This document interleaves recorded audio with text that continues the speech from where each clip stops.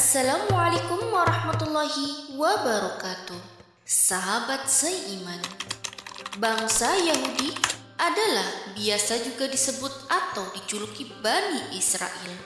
Julukan Israel ini disematkan oleh Nabi Yakub alaihissalam yang artinya kekasih Allah. Julukan tersebutlah yang membuat bangsa Yahudi merasa derajatnya lebih tinggi daripada bangsa-bangsa lainnya. Kelakuan bangsa Bani Yahudi sering meremehkan, menghina, menyakiti bangsa lain, bahkan sudah ditulis di dalam Al-Quran. Hal ini membuat bangsa Yahudi kadang meremehkan bangsa lainnya. Selain itu, bangsa ini juga dikenal memiliki sifat yang suka membangkang, bahkan dengan tidak segan membuat syariat di luar ajaran Nabi.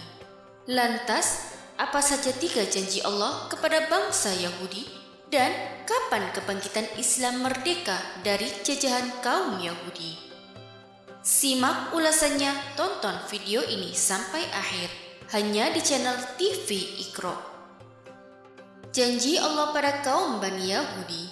Mengingat bangsa Yahudi, kita sering ingat tingkah laku bangsa Yahudi yang sering meremehkan dan menyakiti bangsa lain.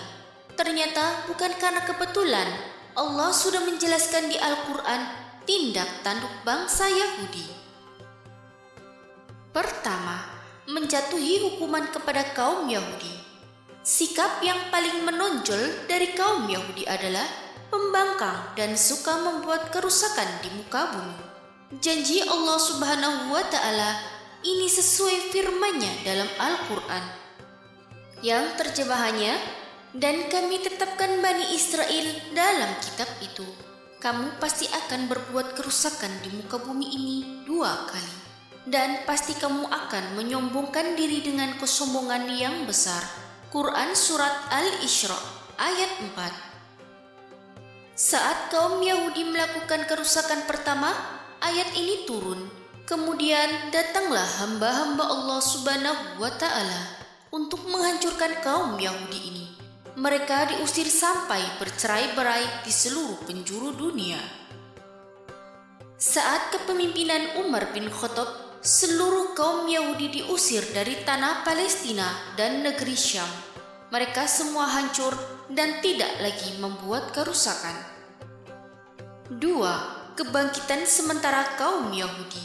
Selanjutnya, janji kedua Allah Subhanahu wa Ta'ala kepada kaum Yahudi adalah kebangkitan dan kejayaan mereka.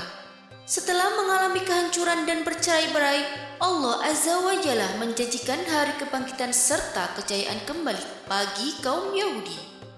Allah Subhanahu wa Ta'ala memberikan kesempatan kepada kaum Yahudi untuk mengalahkan orang-orang yang telah mengusir mereka dahulu.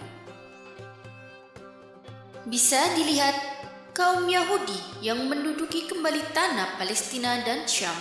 Ini sesuai firman Allah Subhanahu wa Ta'ala dalam Al-Quran, yang terjemahannya, kemudian kami berikan kepadamu giliran untuk mengalahkan mereka kembali, dan kami membantumu dengan harta kekayaan dan anak-anak keturunan, dan kami jadikan kamu kelompok yang besar. Quran Surat Al-Isra ayat 6. Janji kedua Allah Subhanahu wa Ta'ala ini sudah terpenuhi. Buktinya, kemajuan ekonomi dan politik kaum Yahudi sangat luar biasa.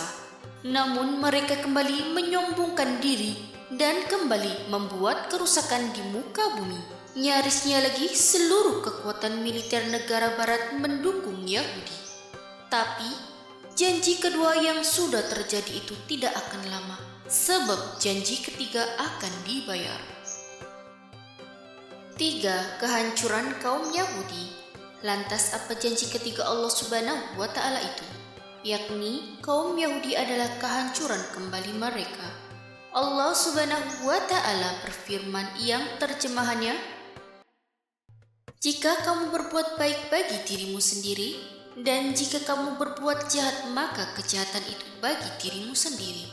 Dan apabila datang saat hukuman bagi kejahatan yang kedua, kami datangkan orang-orang lain untuk menyuramkan muka-muka kamu dan mereka masuk ke dalam masjid sebagaimana musuh-musuh memasukinya pada kali pertama dan untuk membinasakan sehabis-habisnya apa saja yang mereka kuasai.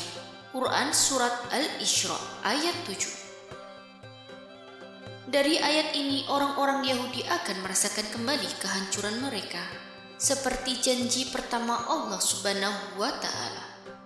Insya Allah, kesengsaraan rakyat Palestina atas kezaliman Zionis Israel yang juga dikenal Zionis itu segera berakhir. Demikian pembahasan mengenai ayat-ayat Al-Quran tentang kehancuran kaum Yahudi. Wallahu a'lam bishawab.